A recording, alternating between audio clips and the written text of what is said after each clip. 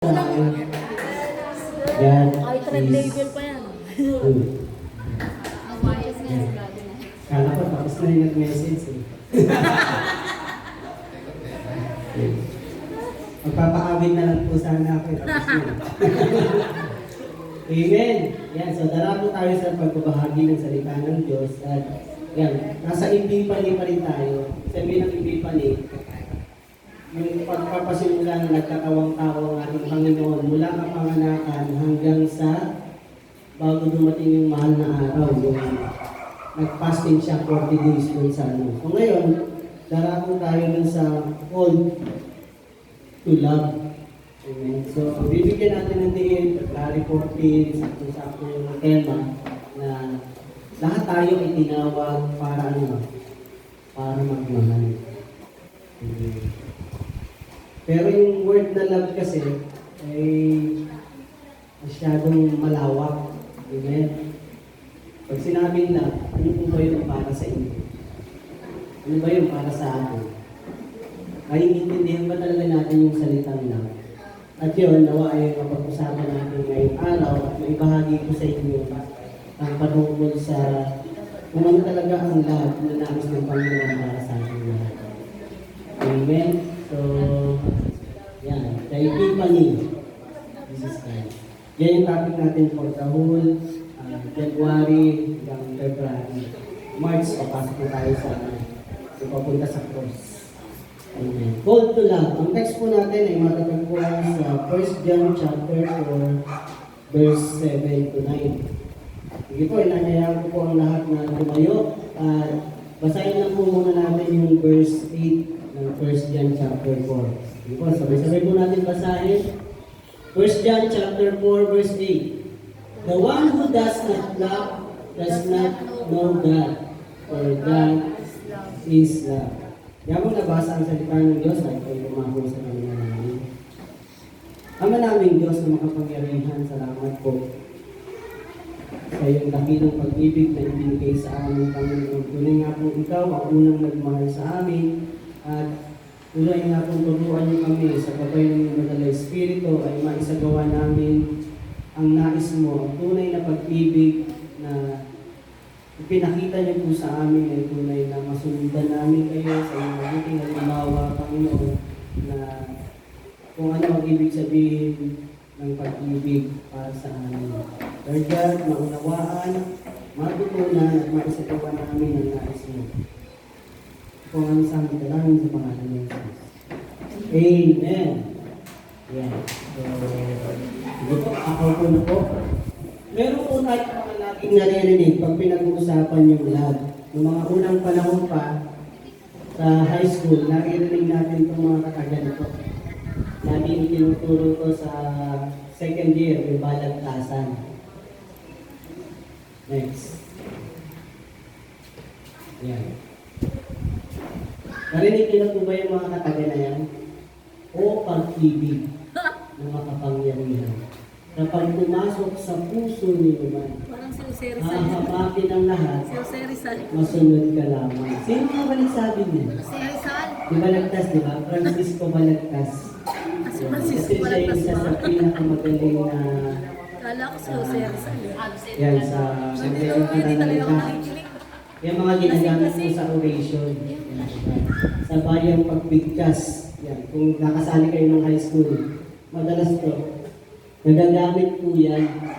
So, kapag tayo po pala ay, sabi niya, kapag tayo ay umibig, sabi niya, pag pumasok sa puso ninyo man, hahamakin ang lahat, masunod ka lamang. Yan po pumasok yung salitang, love is blind. Amen? Bakit nga ba love is blind? Kasi nga, hahamakin mo ang lahat. Wala ka nang pakialam kung sino pa yung pumigil sa iyo, magulang mo, mag-anakan mo, itatakwil ka na. Kaya maraming lumitaw yung salitang kanan. Diba? Ibig sabihin nun, iwan mo ang lahat. You and me against the world. Ganun na nangyayari. Pero yun ba yung tunay na kalooban ng Diyos na pag-ibig? Yung dahil bawal, dahil hindi pwede, hahamakin mo ang lahat, masunod ka lamang. Yun ba yung nais ng Panginoon? So, malalaman natin sa salita ni Diyos mamaya. So, yan yung perspective ng pananaw ng mundo. Yung maniniwala na. Isa pa. Yan. Ay, ipaalit mo yan. Okay. Ang pag-ibig ay parang PE. Ayan, PE lang. Minsan nakakapagod, minsan boring, minsan papawisan ka, minsan naglalaro ka lang talaga. Ayan. PE. Ano ba kayo nun? Sa subject nyo nung nag-aaral kayo. Parang PE lang. Minsan napapagod, napaboring, papawisan. Ayan. Minsan naglalaro ka lang talaga. Maraming gano'n, pinaglalaroan ng pag-ibig. Meron pa po rito, ang pag-ibig ay parang tsinelas. Hindi ka makakapaglakad ng maayos kung wala yung isa. Yun no? Nakaka-relate ba? Ako si James naman. Nakaka-relate ba? Ang hirap mo talaga nun. Kaya ka pala nasa unahan. Yung dalawang tsinelas, hindi magkaintindihan. Yung isa dun sa kanan, may kanyang sariling gusto puntahan. Yung isa meron din. Napakahirap po talaga. At hindi po biro yan. Kasi hindi mo na magamit pag isa lang eh. Tatapon mo na lang, di ba? So, parang pa ayan, hindi magkasundo, hindi naman pwedeng hindi magkasama yung dalawa. Kaya, mahalaga po yan. So, makaka-relate po tayo kapag tayo ng pinag-uusapan. Laging pag-ibig to the opposite sex. Amen? Tapos, nauso pa yung mga pick-up lines. Ano yung pinaka-common na pick-up lines? Sabi, hangin ka ba? Bakit? Kasi hindi ko kayang mabuhay pag wala ka. Ayan. Kompleto yan si James. Diba mga... Lahat na yan. Let all this, but do this. Wala po bubra na Hindi, lahat. hindi siya marunong sa pick-up line. Sa hugot ang alam niya. Okay, hugot lang alam niya. Lagi ko nababasa, puro hugot, walang pick-up lines. Kaya hindi ka mapapangiti, mabubwisit ka lang. Hindi, lang. Ayan. Minsan mag-pick up lines ka naman, para katuwa naman yung bumabasa sa mga post mo. Amen? Turuan mo nga, Pastor. Ayan. Alam mo bang para kang ipin? Hindi ko kayang umiti pag wala ka.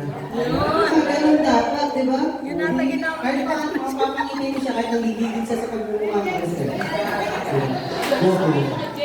Yung po, dapat kasamahan natin ang konting humor, yung love, kasi nga, pag na, ayun, katulad kanina, sabi parang pili, nakakapagod, nakakaboring. So, we need to find something na magbibigay kulay sa pag-ibig natin. Amen? Pero sige po, yan, giving aside, focus na tayo sa ating pag-aaralan. Nawa, nakuha ko na yung inyong attention. Yan, so una, yung text natin ay 1 John chapter 4, verse 7 hanggang 9. Sabi diyan sa una, sa verse 7, Dear friends, let us love one another, for love comes from God. Everyone who loves has been born of God and knows God. So, makikita natin, sabi niya sa Tagalog para mas malinaw, mga minamahal, mag-ibigan tayo sapagkat mula sa Diyos ang pag-ibig.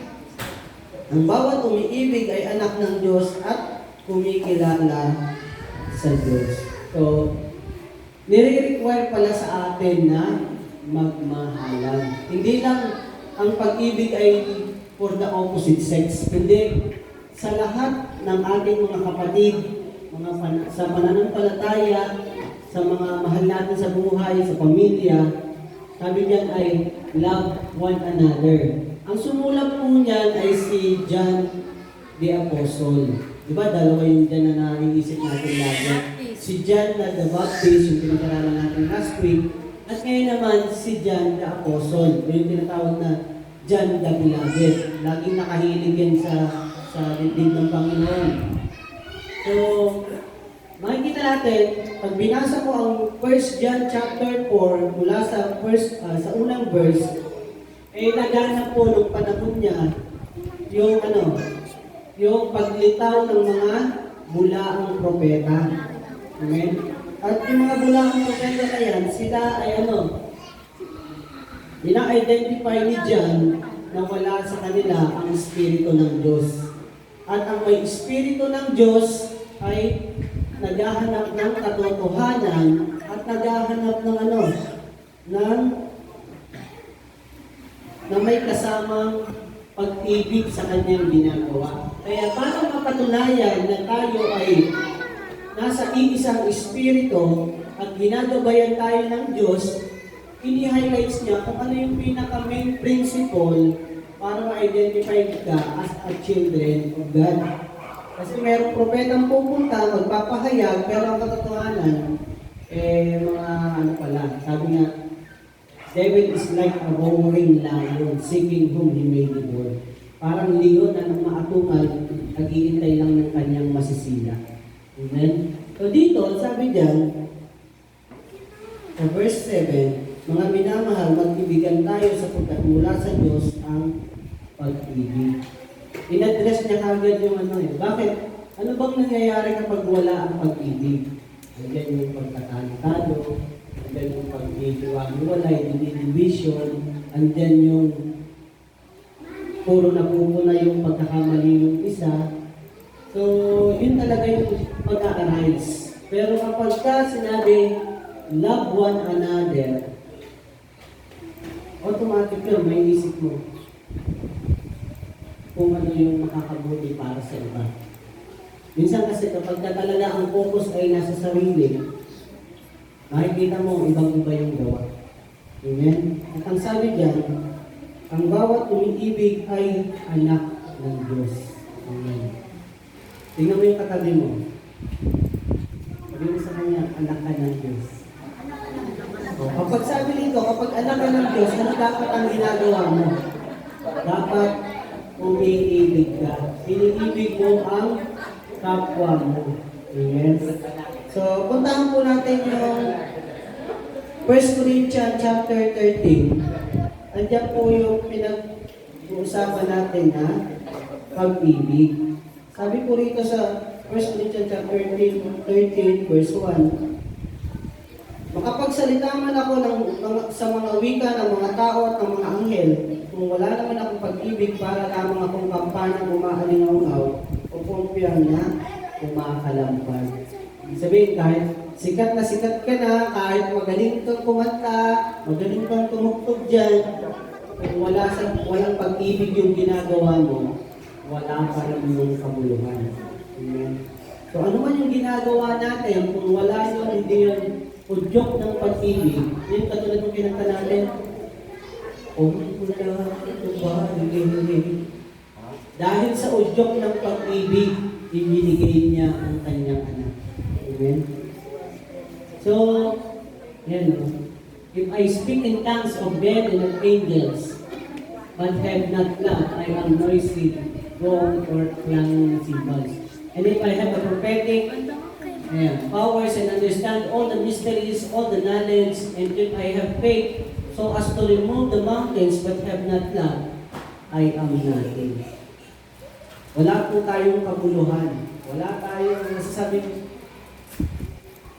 hindi ba yung sinasabing, wala talaga akong kwenta? Diba? Minsan nasasabi natin yun, wala talaga, parang hali na ako sa sablay. Bakit? Kasi nga, nakanino ba yung focus ng lahat ng ating ginagawa? Bakit mo ginagawa yung mga bagay na ginagawa mo ngayon? Yun ang tanong.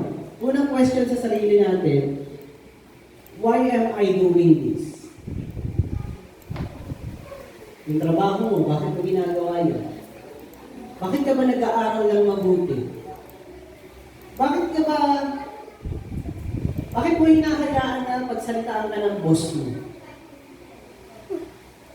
Bakit nagpapakasipag ka masyado sa hanap buhay mo? Dahil ba kailangan mo ng pera? O dahil mahal mo ang pamilya mo, kaya lahat tinitiis mo? Magkaiba yun. Ibang-iba ang ibig sabihin mo. Kung yung ginagawa mo ay parang magkapera lang, katulad ka ng sinabi nito, makapagsalita mo ito, sabi, kung ako man sa verse 2, kung ako man ay may kakayanang magpahayag ng salita at umunawa sa lahat ng hiwaga, Kung meron man akong lahat ng kaalaman, ng malaking pananampalataya na anupat, nakakapagpalipat ako ng mga bundok. Ngunit wala naman akong pag-ibig, wala akong kabuluhan. At kung ipamigay ko man ang lahat ng aking ari-arian at ialay ang aking katawan upang sunugin. Kita niyo po yun. Kahit sarili mo, kahit katawan mo na iaalay mo, wala pa rin kabuluhan yun. Pag, yung sabi, upang ano yan. At ialay ang aking katawan upang sunugin, ngunit wala naman akong pag-ibig, wala rin akong mapapala. Ano ibig sabihin ng walang mapapala? Kasi ang ating Diyos na nasa langit, nakatingin sa puso natin lahat. Amen? Yung Bible study namin nun kila Sister Doris nung nakaraan, nakita, sabi na, nasan ba yung kakarian ng Diyos? Sabi sa panalangin, di ba yung tinuro sa atin na the Lord's Prayer, Ama namin sumasalangit ka, sambahin ang ngalan mo, mapasa amin ang kaharian mo, dito sa lupa, gaya ng nasa langit. Mapasa amin ang kaharian mo. Ibig sabihin, kung ang ating Diyos, kung naniniwala tayo ng ating Panginoong Yesus, ang ating Diyos Ama nag-aari doon, mapasa amin ang kaharian mo. Ibig sabihin, kung ang Diyos nag-ahari doon, dapat sa iyo nag-ahari din ang Diyos. Diyan sa puso na yan. Eh sino nga ba ang nag-ahari sa puso niyo? Yung totoo, pag tinanong ka personal, kaharap mo ang Lord ngayon, sasabihin, sino ang hari? Ikaw o ako? Ano kaya may sasagot natin sa Panginoon? Sino ang nasusunod sa buhay mo? Ang Diyos o ikaw? Pag sinabing pumunta ka sa prayer meeting, sino ang masusunod? Ikaw o ang Lord? Pag sinabing pupunta ng practice sa church, sino masusunod? Ikaw o ang Lord? Pag pinagsisimba ka, sabi ng Lord, magsimba ka pag linggo dahil yan ang araw na itinalaga ko para sa iyo. Sino masusunod? Ang Lord o ikaw? Simpleng tanong kami, paulit-ulit. Sino ang hari ng buhay mo? Ikaw o ang Lord? Malinaw na masasagot natin yan dahil tayo mismo may hawak ng buhay natin. At ito, sinasabi diyan, kung babalikan natin yung text natin, sa 1 John chapter 4, verse 7. Mga minamahal, mag-ibigan tayo sapagkat mula sa Diyos ang pag-ibig. Ang bawat umiibig ay anak ng Diyos at kumikilala sa Diyos. Amen? Do we really acknowledge God? Yung ginagawa ba natin ay pagpapakita na ina-acknowledge natin na siya ang naghahari sa buhay natin. If we do love God, sabi niya, paano natin mamahalin ang Diyos na yung taong nakikita natin, hindi natin kayang mahalin. Amen? Marami magsasabi, kilala ko naman ang Diyos. Talaga? Gano'n ang pakilala? Diba? Kung kilala mo talaga ang Lord, na dapat siya ang hari ng buhay mo, papakinggan mo yung sinasabi niya. Ang sabi, ang utos ng hari, hindi papapali. Ang utos ng hari, kung kinikilala natin ang ating Panginoon, ang salita ng Diyos ang kanyang inuutos. And if you really give importance na ang Diyos ang hari ng buhay natin, we will listen to Him. Amen? So yun yung ating bibigyan ng pansin. At ang utos niya, unang-una, sabi ni John the Apostle, love one another. Bakit? Kasi nga, yun ang utos ng ating Panginoon para makilala at na ikaw ay anak ng Diyos. Amen? So, next, balik tayo sa text natin. Ayan. Bakit na ba inutos na magmahalan? Kasi nga, ang ating Diyos mismo, sabi niya, ang hindi umiibig ay hindi kumikilala sa Diyos. Sapagkat ang Diyos ay pag-ibig. Yung pala, mismo ang ating Panginoon ay pag-ibig. Kaya kapag siya tinanggap natin sa puso natin, dapat babalong yan sa puso at lalabas sa iyong bibig, lalabas sa iyong mga gawa. Amen? Hindi sa mga gawa. Diba? So, pag sinabi, whoever does not love, does not know God. At naniniwala naman ako, kilala natin ang Diyos. Hindi lang dapat kasi kilala, hindi lang dapat nandito, dapat tumuloy hanggang dito sa puso. Amen? Yung 5 languages of love, hindi ko na nilagay kasi mahaba masyado. Iyaano ko lang. Naituro ko na po yun last year pa yata. Madalas ko naituturo yun sa Bible study. Yung 5 languages of love, kung hindi natin nagagawa pa yun, yung paraan kung paano i-express yung love mo dun sa pamilya mo, sa asawa mo, sa kasama mo sa church, sa mga believers na katulad natin, how do we express our love? Una, yung sabing words of affirmation. Dapat sinasabi mo na mahal mo siya.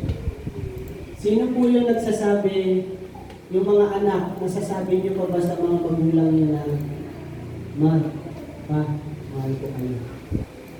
Taas ang kamay nung nagsasabi pa sa magulang nila na mahal nila yung nanay at tatay nila. Meron pa ba? Meron. Ako. Nasasabi pa? Opo. Nasasabi niyo po ba? Teacher, hindi na. Siguro may nagsasabi, alam niya na siguro yun. Alam niya naman yun. Diba? Minsan na ano natin kasi, corny naman, alam naman niya na yun, mahal ko siya. Pero dahil hindi nga natin sinasabi, paano niya malalaman na mahal mo nga talaga siya? Minsan kailangan natin sabihin. Bakit? Kasi baka mahuli ang lahat. Kapag sila wala na, kahit pagsisigaw pa dun sa nature, mahal kita na! Kahit sumigaw ka pa, hindi ka na maririnig, patay na eh. Habang buhay pa, sabihin mo sa kanila, mahal mo sila. Tama po? Amen. Habang may pagkakataon pa kayo, kasi yung ibang anak, wala nang magulang. Ikaw, maswerte ka. Tandaan mo yan. Ang problema, imbis na sabihin mo, hindi. Bakit? Inis ka pa nga sa nanay mo kasi hindi ka pinautang, hindi ka binigyan, humingi ka eh. Tama ba yun? Masama pa ang loob mo sa magulang mo dahil hindi ka natulungan.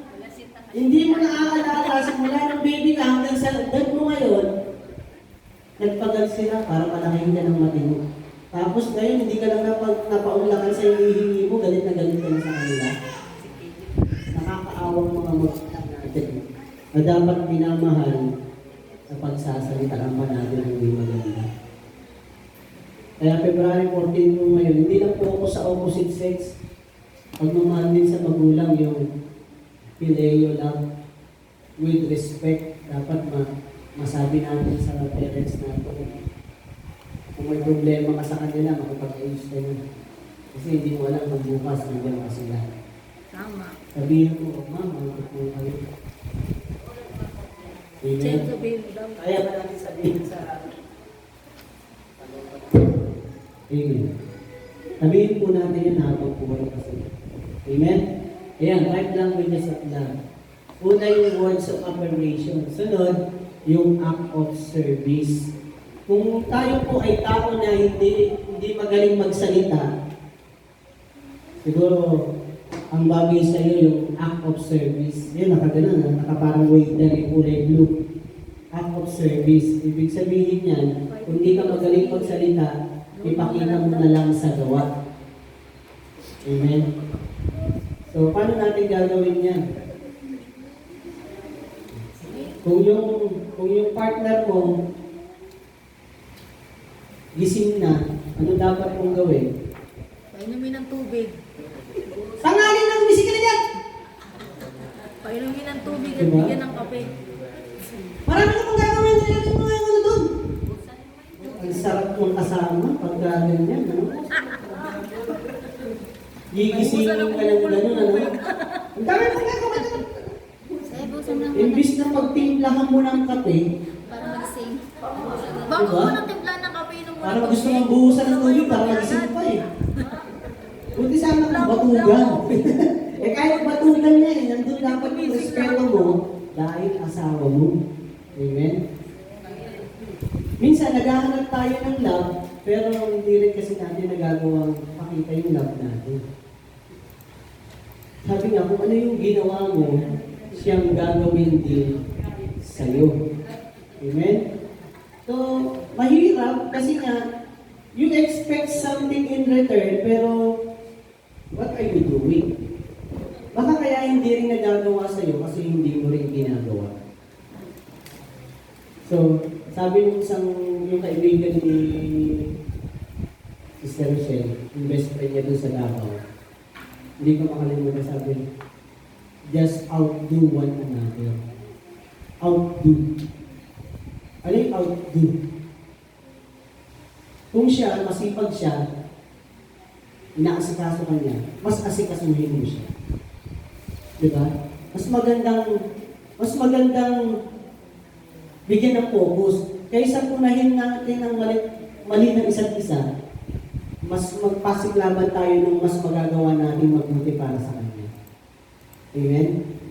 Binigyan niya ako ng candy, bigyan ko siya ng chocolate, ng cornetto. Pag binigyan ako ng cornetto, bigyan ko ng ice cream. Diba? Mamahalin ko kaya ang isa't isa kung gano'n ang pinagbibigyan natin ng focus. O, pinagtimplahan ng kape, bigyan ko siya ng Milo. Mas madali kasing gawin yun kung nakafocus dun sa mas magandang gagawin mo kaysa yung bibigyan natin yung mali na ginagawa ng isa. Hindi niya kasi ginagawa eh. Wala kasi siyang ginagawa eh. So, eto, gawin natin kung ano yung magagawa natin. Huwag na natin punahin ang mali. Nasa malang loob mo. Pakita mo na lang kung anong kaya mong gawin. Malay mo, mahawa mo pa siya. Amen? Kaya po ba natin gawin yun?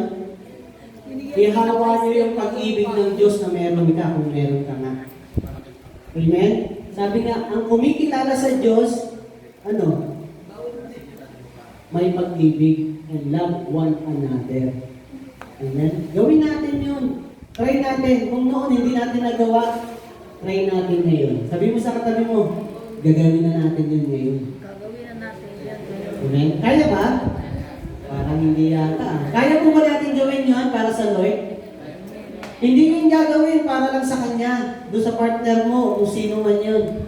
Gagawin mo yun dahil yun ang kalooban ng Diyos. Amen? Amen. So, act of service. Sunod, receiving gifts. Receiving gifts, gusto natin yung tumatanggap tayo ng regalo. Yung giving gifts. Sabi nga, anong gusto nyo? Yung nangungutang o yung nagpapautang? Ha? Mas masakit yung laging nangungutang. Di ba? Minsan nahihiya ka na. Bakit? Hindi mo kasi nabayaran noon eh. Kaya hindi ka na pautangin talaga ngayon. Amen? Pero mas maganda yung ikaw mismo nagpapautang. Diba? Bakit? Kasi blessed ka. Hindi mo kailangan ng mga kung ano yung kakainin mo, ipambabayad mo sa kuryente, o ganito, ganyan. Bakit? Kasi ikaw yung binibless ng Lord. Bakit? Ikaw ang mahilig magbigay eh. Diba? Kapag marunong ka magbigay, mas maraming magbibigay sa iyo. Diba? The golden rule. Do unto others what you want others do to you. Mga ganun. Tagalog. Hirap ulit-ulit yung word. Kung anong gusto mong gawin sa'yo, yun ang gagawin mo din sa iba. Amen? So kung gusto mong bigyan ka, magbigay ka din. Ang principle nga, di ba? Give and it will come back to you. Good measure, press down, share together, running over. Pag nagbigay ka, babalikan sa siglig at umaapaw ka. Amen? So, yun yung natin, ibigay natin sa Panginoon para sa Kanya. Sunod, physical touch. Yan. So mahalaga po pag yung kaibigan mo nanlulumo, hindi mo nakikita sa church. Alam niyo po ba ang isang sign bakit hindi nag-church ang isang member? Dalawa lang yan. Pag hindi nag-church yan, may kasalanan sa Lord niya. Isa lang yun. Pangalawa, may problema talaga siya. Amen? Kung yung kapatid na yon nangangailangan ng tulong, hahanapin natin siya at kakamustahin. Amen? Kasi gusto mong tulungan sa problema niya. Ang masakit, kapag kinamusta mo at nagtago pa rin, ay kasalanan talaga sa Lord. Bakit? Kasi nahihiya siya mismo sa Lord. Totoo o hindi? Totoo. Kasi ako mismo ba nahihiya ako sa Lord pag may kasalanan. Pero hindi dapat magtago. Dapat lalo tayong makipag-ayos sa Lord. Amen? Sabi nga, God is love. Kaya nga siya namatay sa krus para sa iyo. Yung kasalanan na yan, napagtagumpayan niya na yan, namatay siya para dyan. Ang kailangan lang, sabi nga, if we confess, dyan sa verse 9, 1 John chapter 1 verse 9, if we confess our sin, He is faithful and just to forgive us. Kailangan lang makipag-ayos tayo sa Kanya para ma-restore yung relationship. Kailangan nating magpakumbaba. Medyo mahirap, masakit, mabigat sa kalooban yung aminin mong ikaw ang mali. Lalo na kapag ka may posisyon ka, may kakayanan ka, tapos ang nagsasalita sa iyong kapatid, parang susukatin mo, sino ba ito nagsasalita sa akin ito? Sino ba ito? Mas may pera na ako dito sa tao na ito. Hindi yung pera, hindi yung estado na meron ka, kundi yung pangungusap ng Lord, hinahanap ka kasi ng Lord. Amen? If God is dealing you and want to restore you, balik ka lang. Kasi gusto ng Lord, sampahin mo siya sa Espiritu at katotohanan. Amen? So yun. Kaya mahalaga po sa ating mga kapatid, lagi niyong kabisado kung saan kayo nakaupo, sino yung katabi niyo. Kaya kapag yung katabi niyo na wala dyan, ipapalo up niyo kagad. Pastor, siya hindi nagsisimba. Bakit? Hindi ko alam eh. Diba? So yun. Kailangan meron tayong physical touch o yung meron tayong yung topic man lang sa balikat kung sa mga kapatid natin pag wala. Amen? So, yan. Tatlo na. Apat na. Ito yung pinakamahalaga. Isa sa nakikita kong pinakamahalaga sa lahat. Yung quality time. Kasi ninyo, kapag ang bata iniwan mo, halimbawa may lakad kayo, si Aldris. Pag iniwan mo yung bata, isa lang sasabihin niya, hindi ko iiwan. Hindi na mabalik. Diba? Ganun din naman tayo, bata tayo eh. Pag may lakad ang magulang natin, parang isip natin, pag iniwan tayo, di tayo mahal. Actually, yung quality time, yung kasama mo siya, yun yung importante doon. Bigyan natin ng panahon yung mga mahal natin sa buhay. Yun yung sinasabi natin. Pero parang masyado nang mailap, no? Pagka busy ka na, may trabaho ka na, ang hirap na humanap ng oras. Kaya nga pag may pagkakataon, maximize talaga natin yung time. Kung kaya natin mabigyan ng time. Amen. Quality time. Amen? Nawa nakuha natin yan. Words of affirmation, act of service, receiving gifts, physical touch, and quality time. Gawin po natin yan. Kung alin man yung komportable kang gawin dyan, gawin nyo na habang pwede pa. Kasi kung ang magulang nyo ay wala na, kung wala na sila, kahit magdamag ka pa dun sa cemetery sa November 1, hindi na nila mararamdaman. Okay, sila. Amen? Habang buhay pa sila, puntahan mo, kamustahin mo, regaluhan mo, yakapin mo, sabihin mo mahal mo sila, gawin mo na lahat yung 5 na yan. habang may chance ka pa. Kasi pwedeng mawala yung chance mo. Amen? So nawa ay nakita natin ang Diyos ay pag-ibig and He wants us to do the same dun sa mga taong nakikita mo. Kasi paano mo sasabihin, mahal mo ang Diyos na hindi mo nakikita, na yung taong nakikita mo, hindi mo makipagamay. Amen? Last and third thing, sabi diyan, God sent His Son. Ito yung deepest and demonstration ng pag-ibig ng Diyos para sa atin. In this was manifested the love of God towards us because that God sent His only begotten Son into the world. Sabi diyan. Inihayag ng Diyos ang kanyang pag-ibig sa atin nang isugo niya sa mundo ang kanyang kaisa-isang anak upang magkaroon tayo ng buhay sa pamamagitan niya. Isa sa pinakamatindi, yung tinatawag na agape love. Pag sinabing agape, yung pag-ibig na sacrificial, that you are willing to sacrifice your life for others. Yung handa ka bang isuko yung buhay mo para sa iba. Na walang pwedeng hindi mo kayang ibigay. Lahat pwede, maging ang buhay mo kasi mahal mo sila. At ganoon ang ginawa ng ating Diyos Ama. Nung ibigay niya ang kanyang bugtong na anak. Next, sis. John chapter 3, verse 16.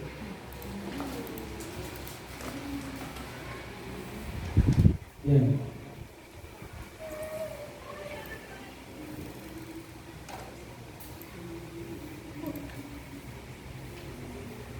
Sa Tagalog, sapagkat gayon na lamang ang pag-ibig ng Diyos sa sangkatauhan, kaya't ibinigay niya ang kanyang kaisa-isang anak upang ang sinong mang sumampalataya sa kanya ay hindi mapahamak, kundi magkaroon ng buhay na walang hanggan.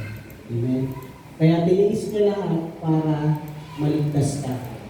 Huwag kang mapunta sa impyerno. Tayo. Ganun niya tayo kamahal na He is willing to sacrifice. He is willing to be stripped o yung paluin, koronahan ng tinig. Lahat ginanggap niya yun. Maligtas ka lang. Iligtas tayo mula sa kasalanan. So, sana hindi natin sayangin yung sacrifices ng Lord. Ang nais niya, do the same. Bilang anak ng Diyos, are you willing to sacrifice your life to save others? Handa ka bang magtiis para doon sa pamilya mo? Handa ka bang magtiis at masaktan para maipadama mo yung pag-ibig at madala ang kaligtasan sa kanila? Minsan masakit, minsan mahirap, pero may eternal value. Ang mahalaga na ibigay mo yung kaligtasan doon sa matigas, pasaway, walang pakialam na kapamilya. Sino makakaintindi nun? Ikaw na nakakaalam ng salita ng Diyos. Kahit hindi ka nila pinakikinggan, kahit paulit-ulit mo lang sinasabi sa kanilang magbago na kayo, itigil niyo na yan. Kahit parang silang plak ka na, pero wala silang pakialam sa'yo, huwag na huwag kang magsasawa hanggang hindi sila personal na lumalapit sa Panginoon. Amen? Kaya po ba natin gawin yan sa pamilya natin? Kaya niyo bang lumuhod at umiyak para sa kaluluwa ng pamilya mo? Amen? So, sige po, ganun lang. Nawa ay nakuha natin ang nais ng Panginoon. Love one another, for God is love. At gusto niya bilang anak, sundin natin kung ano yung kalooban niya. At isa sa pinakamatinding halimbawa, yung tinatawag ng agape love, a sacrificial way of expressing love is to sacrifice yourself, your life, for your family, for your loved ones. Amen? So, sige po, tayong lahat ay tumayo.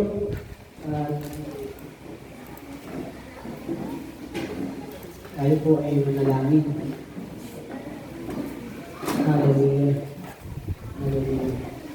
Ama naming Diyos na makapangyarihan, salamat po sa iyong mensahe, Panginoon. Bilang mga anak mo, turuan niyo nga po kami na magmahal at tunay na magpahalaga sa aming mga kapatid, sa aming mga magulang, sa aming mga asawa, sa mga taong inilalapit niyo po sa amin. Lord God, give us the courage, give us the power, give us the authority to share the word, to share the gospel, Lord God, that will bring salvation to all, Lord God, na sasampalataya sa iyo. Salamat po sa aking mga kapatid na narito na nakapakinig ng iyong mga salita. Lord, hayaan mo, Panginoon, na tumimo sa puso, sa isipan, at maisagawa namin ang mga katotohanan ito, Lord God. Tunay nga po na ikaw ang nais namin maghari sa buhay namin, maghari at tunay makita sa buhay namin ang buhay na may pag-ibig. Lord God, kung kami man ay may pagkukulang, may kahinaan, may mga bagay na hindi namin nagagawa pa sa ngayon, Lord, give us an opportunity, give us perfect timing, Lord God, na makabawi, magawa yung mga hindi namin nagagawa, maipakita namin yung pag-ibig na nais mong maisagawa namin sa mga mahal namin sa buhay. Lord, salamat po sa mga katotohanan ito. Ikaw nga po ang patuloy na kumatagpo sa bawat isa na pahalagahan namin ang iyong mga salita. We should love one another, Lord God, as you have said. For you are God, God of love. Salamat po, Panginoon, sa mga katotohanan na yan. Purihin ka, pasalamatan ka, pangalan naman ng anak at ng Espiritu Santo. Amen.